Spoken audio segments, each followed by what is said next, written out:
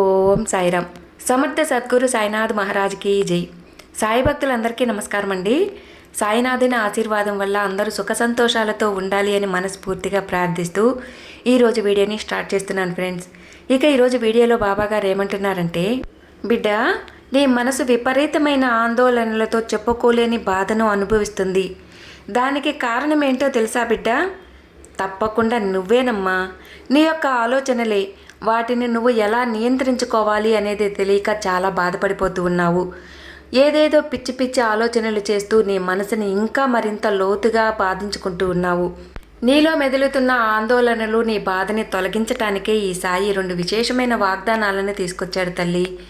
ఈ సాయి మాట ఓపికగా మనసు పెట్టి శ్రద్ధగా 2 నిమిషాలు విన్నావు అంటే నీ బాధలన్నీ కూడా తొలగిపోయి ఒక చక్కని మార్గం దొరుకుతుందమ్మా అంటూ ఈరోజు మన బాబాగారు ఒక చక్కని విశేషమైన వాగ్దానాన్ని మన కోసం తీసుకొచ్చారండి.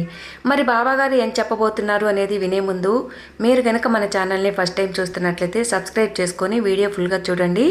ఇక ఈ వీడియో మీకు నచ్చింది అనుకుంటే తప్పకుండా ఒక చిన్న లైక్ చేసి వీడియోకి సపోర్ట్ చేయండి. ఇక బాబాగారు ఏమంటున్నారంటే, బిడ్డ, సరస్సును చూస్తే చూడటానికి ఎంతో ప్రశాంతంగా కనపడుతుంది. కానీ ఒక చిన్న రాయి వేయగానే అది కొద్దిగా నీళ్లు కదులుతాయి. అలాగే ఇంకొంచెం పెద్ద రాయి వేసి చూడు, అది అలలుగా ఏర్పడుతుంది. ఇంకా కొంచెం పెద్ద రాయి వేస్తే అది అలల తీవ్రత అనేది మరి కాస్త పెరుగుతుందమ్మా. అదేవిధంగా పెద్ద బండరాయి వేశామంటే సరస్సులో అలజడి అనేది పుడుతుంది. ఎంతో తీవ్రమైన అలజడికి గురవుతుంది. అలా రాళ్ళు మాత్రమే కాదు బిడ్డ, చిరుగాలి వీచినా, చిగురుటాకు నీళ్ళల్లో పడినా కూడా నీళ్ళ కదలిక అనేది వస్తూనే ఉంటుంది. కానీ అవి అలాగే ఉంటాయా? మళ్ళీ సర్దుకొని యథా పరిస్థితికి వస్తుంటాయి కదా. మన మనసు కూడా అంతే బిడ్డ. ఆలోచనలు రాగానే వాటి స్వభావానికి తగ్గట్టుగా కదిలిపోతూ ఉంటుంది. దాంతో మనిషి కంపించిపోతాడు, కుమిలిపోతూ ఉంటాడు.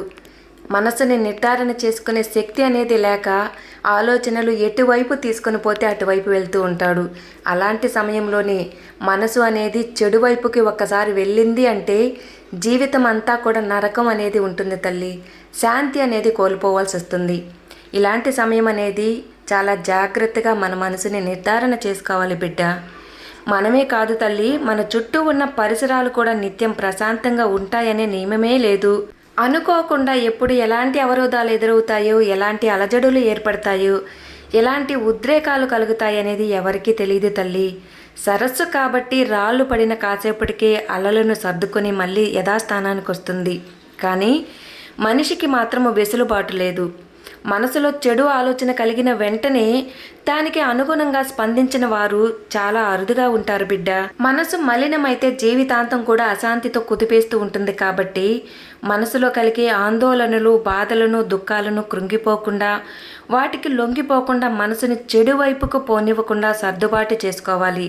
లేదంటే జీవితాంతం నరకంగా మారుతుంది. ఎలాంటి పరిస్థితి ఎదురైనా సరే అది కాలంతో పాటే కొంత సమయం మాత్రమే ఉంటుంది.